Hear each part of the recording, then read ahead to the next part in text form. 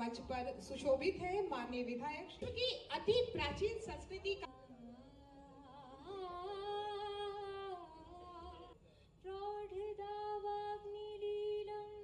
के लिए रिक्वेस्ट करते हैं, निवेदन करते हैं पद्मश्री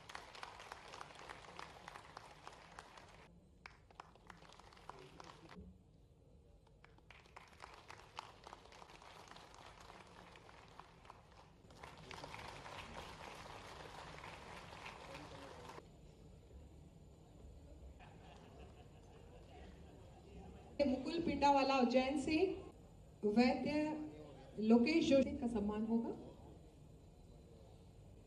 इसके बाद हम मध्य प्रदेश कविता राठौर शासकीय स्वशासी करतलधनी से जबलपुर महाविद्यालय रीवा छात्राओं को यहां से नियुक्ति पत्र। इस सभागार में मौजूद चिकित्सा क्षेत्र के सभी सम्माननीय अतिथिगण, विद्यार्थीगण, पत्रकार साथियों, प्यारे मित्रों, आप सबका मध्य प्रदेश सरकार की ओर से अभिनंदन करता हूं, स्वागत करता हूं। हमारे लिए सौभाग्य की बात है और कितना सुखद संयोग है जब हमारा ये सम्मेलन चल रहा है। इस चलते सम्मेलन में हमारी वो अवधारणा की पुष्टि भी हो रही है। जब आयुर्वेद की बात कर रहे हैं तो आयुर्वेद वास्तव में आज के समय में हजारों साल पुरानी परंपरा, लेकिन ज्ञात इतिहास में 5000 साल पुरानी तो मान ही लें। लेकिन अब जब दुनिया इस तरफ जा रही है, देख रही, समझ रही है, हम उनके एक तरह से राजदूत हैं। भारत हमारी इस विधा का दुनिया के अंदर और यशस्वी प्रधानमंत्री तो क्या बात है, आपके ब्रांड एम्बेसडर है, ब्रांड एम्बेसडर।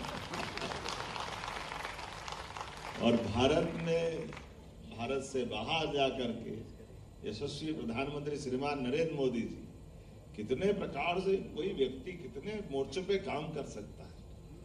हम सब सौभाग्यशाली हैं कि हाँ, हम दुनिया के सबसे बड़े लोकतंत्र के सबसे बड़े पद के ऊपर यशस्वी प्रधानमंत्री श्रीमान नरेंद्र मोदी जी को देख करके उनके काम के, उनके गुणों के, उनके द्वारा सत्ता चलाए जाने के साक्षी भी हैं और हिस्सेदार भी। हमारे लिए सौभाग्य की बात है। परमात्मा ने जीवन अगर हमको दिया तो परमात्मा ने परस्पर अवलंबित जीवन दिया, एक दूसरे को जोड़ के दिया। ये अभी और कोई विधा को मालूम नहीं कि जहां आप हवा पानी जीवन जी रहे हैं, जहां आपका जन्म हो रहा है, जहां आपके शरीर में व्याधि आ रही, बीमारी आ रही, वहीं परमात्मा ने प्रकृति में आपको जीवन के लिए औषधि भी दी है। ये केवल आयुर्वेद वाले जानते हैं और कोई नहीं जानता। और ये भी उसी थीम पर है जिस थीम पर हम जानते हैं कि हाँ, हम अपना जीवन का एक पल भी जी रहे हैं तो हमको ऑक्सीजन कहां से मिल रही है? हमको ऑक्सीजन वनस्पति से मिल रही है, वो हमारी कार्बन डाइऑक्साइड ले रहे हैं, ऑक्सीजन दे रहे हैं। तो ये परस्पर प्रकृति का एक दूसरे के साथ जीने का इससे बड़ा उदाहरण क्या होगा? ये जो हजारों साल से, लाखों साल से इस बात को लेकर चलने का मार्ग ही तो आयुर्वेद है। इसके बाहर क्या है? इसके अंदर ही अंदर सब कुछ है। और इसीलिए केवल एक नहीं, कितने प्रकार से आयुर्वेद अपने अपनी जगह बनाता है। कोई जानते हैं, कोई नहीं जानते। आयुर्वेद का अपना मूल भाव न बदल जाए, इसकी आवश्यक सावधानी भी रखें और आयुर्वेद के माध्यम से जो दुनिया को निरोगी रखने का संकल्प वो भी पूरा हो। इसलिए यशस्वी प्रधानमंत्री के नेतृत्व में हमने जब दोबारा ये सरकार यहाँ अपनी मध्य प्रदेश में बनी तो सरकार के बनते हमने कई संकल्प लिए। उसमें एक संकल्प ये भी लिया कि मध्य प्रदेश में वनौषधि पर्याप्त मात्रा में और भौगोलिक रूप से बहुत समृद्ध हमारा ये मध्य प्रदेश है। ऐसे में यहाँ हमारे लिए एक बड़ी संभावना आयुर्वेदिक कॉलेज की भी है। इसलिए हमने संकल्प किया 11 आयुर्वेदिक कॉलेज खोलेंगे। हमें इस बात का आनंद है। शिक्षा नीति 2020 लागू, उसमें कहा गया कि एक विश्वविद्यालय में सभी प्रकार के कोर्स पढ़ा सकते हैं, सरकारी हो या प्राइवेट हो, तो हमने अनुमति दी सभी विश्वविद्यालयों को, वो सभी प्रकार से अपने विश्वविद्यालय के अंदर आयुर्वेदिक, मेडिकल कॉलेज सब कुछ खोले। आपने कहा क्लिनिक और नर्सिंग होम पंजीयन की प्रक्रिया में स्वास्थ्य विभाग तकलीफ देता है या स्वास्थ्य विभाग के पास जाना पड़ता है, और मैं मान के चलता कि वाकई ये आयुष का काम है। आने वाले समय में आयुष को ही ये काम दिया जाएगा ताकि वो अपने इस दिशा में आगे बढ़े।